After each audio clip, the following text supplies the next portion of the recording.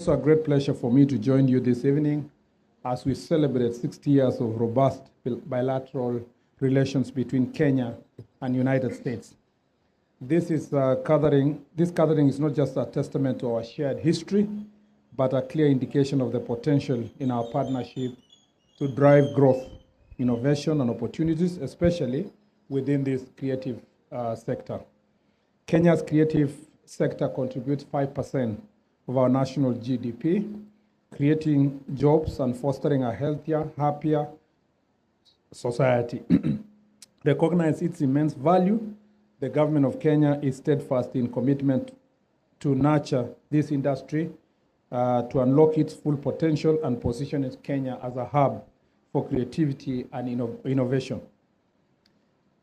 As a matter of fact, I was in Konza City this week, and really what's happening in Konza, there are so many good stories that are happening in Kenya, and perhaps we only concentrate on the negative ones, but there's so many great stories. Even for me as a cabinet secretary, I was pleasantly surprised with the progress that is being made and land already being set aside for creatives in Konza City.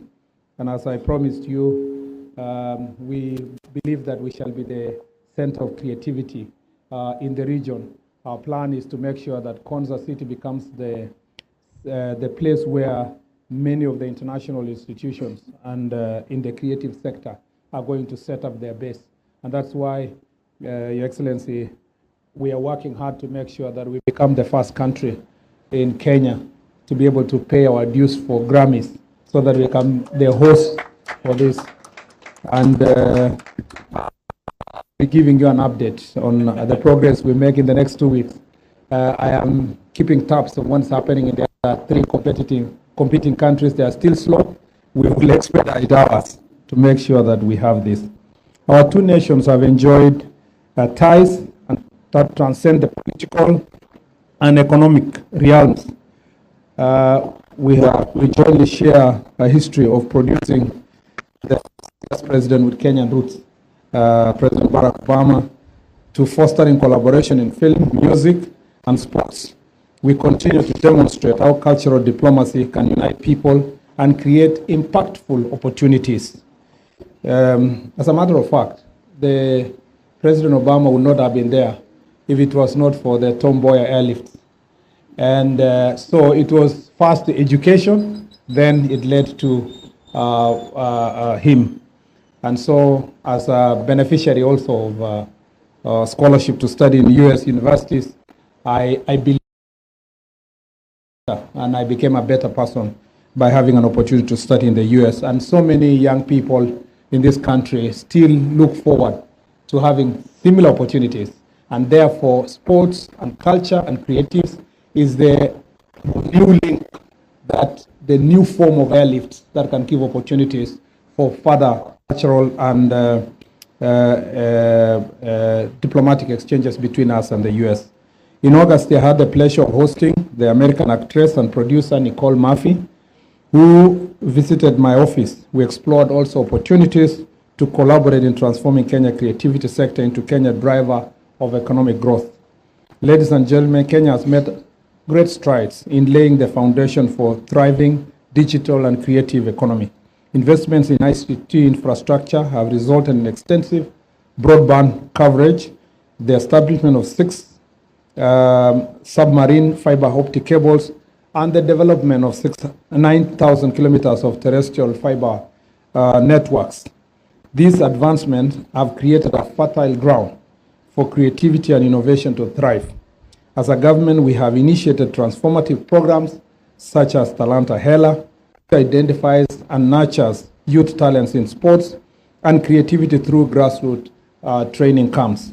Similarly, we have other opportunities also on the part of the youth, including our Nyota program that we are implementing with the World Bank, which intention is to equip our young people with entrepreneurial training and financial support for creative projects.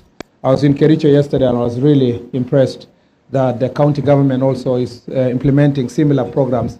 And this is happening in about 35 counties across the country, where county governments are investing in giving skills to young people so that they can be able to learn about film, about editing, about another ICT skills that will help them to advance themselves in the sector of creativity. To enhance creative industry further, we are developing a comprehensive creative economy policy and finalizing an intellectual property policy to protect creative works and foster innovation. If there's a place we are really doing badly as a country, is the protection of intellectual property. There is too much piracy. There is because of the history that we come from as a social community. People are wondering why, when you go and record a film about Agiriama community, ways of life and so forth, they're wondering why can they just access it? Why are you supposed to protect it? Why is it preserved for a particular person? But it's important for us to appreciate that we cannot progress as a nation if we have a weak intellectual property regime. In fact, the reason why we have Silicon Valley in the US, I hope that was not deliberate acts of sabotage. Yeah? Or is it a signal that I'm talking too much? I'm almost there.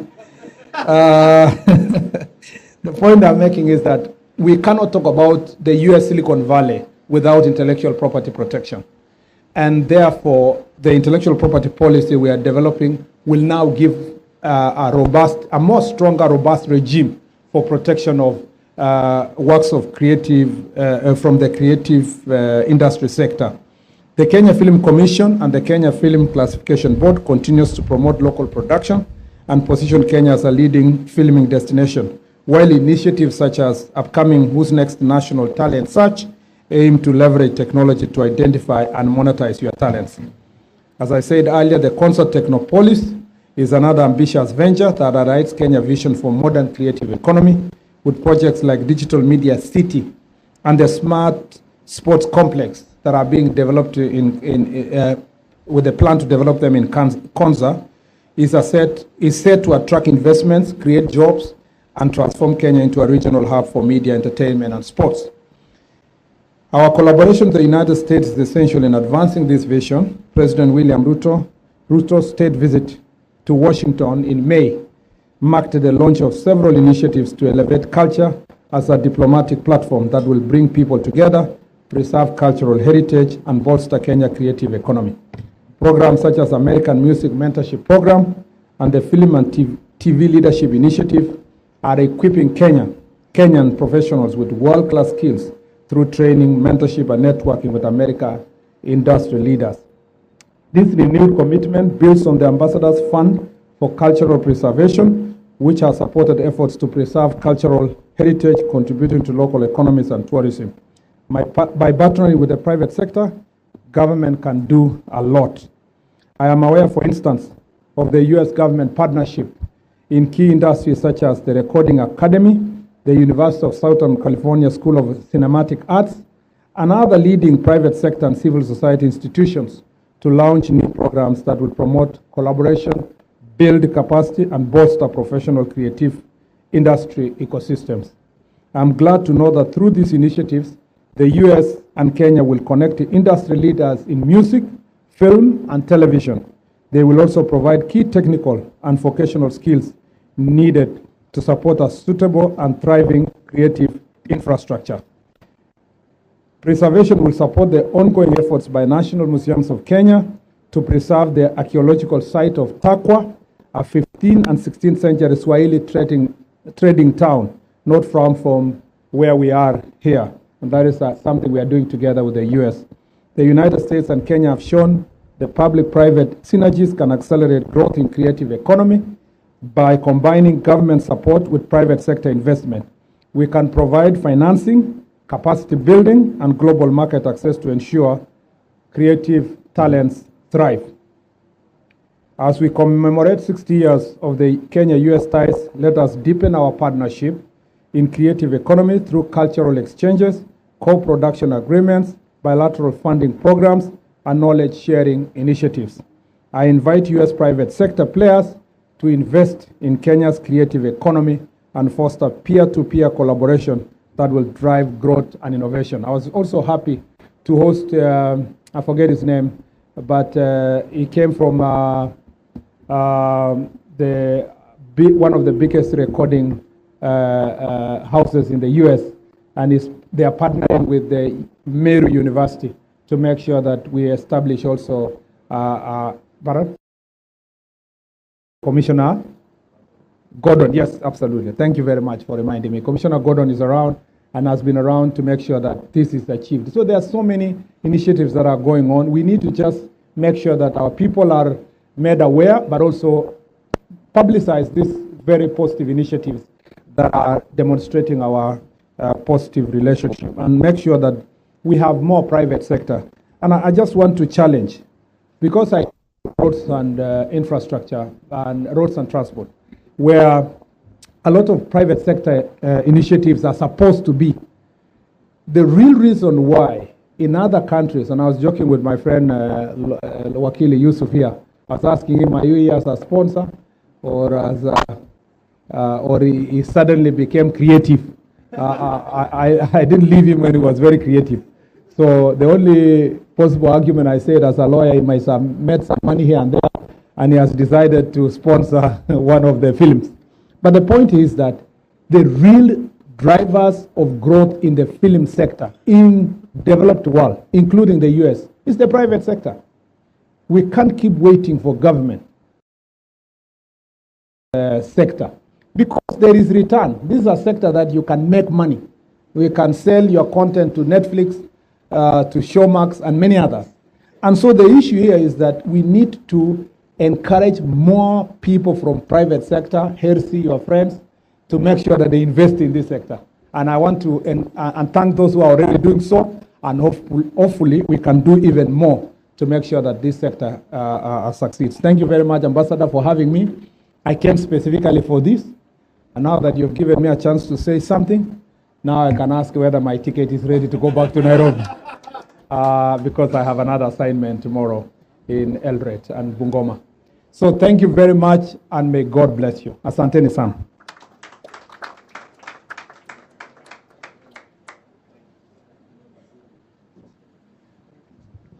With that, I would just like to say the Cabinet Secretary was laying out big ideas and big actions. As our Charge d'Affaires was noting, we want a partnership that delivers, but it takes all of us communicating, connecting, and looking where the and I hope you keep doing that tonight. So I would like to thank the Cabinet Secretary. I'd like to thank the Charge d'Affaires for being here. I'd like to thank Kenneth Ambani and the County Government of Mombasa for their efforts. And I would say to everyone, remember, this party isn't over. The Mombasa Film Festival is going on and culminates tomorrow, which is, again, one of those big movements forward for this county to grow a creative economy. Thank you. Enjoy the evening. Shukrani, Asante. Thank you. And I hope it's a great night for everyone.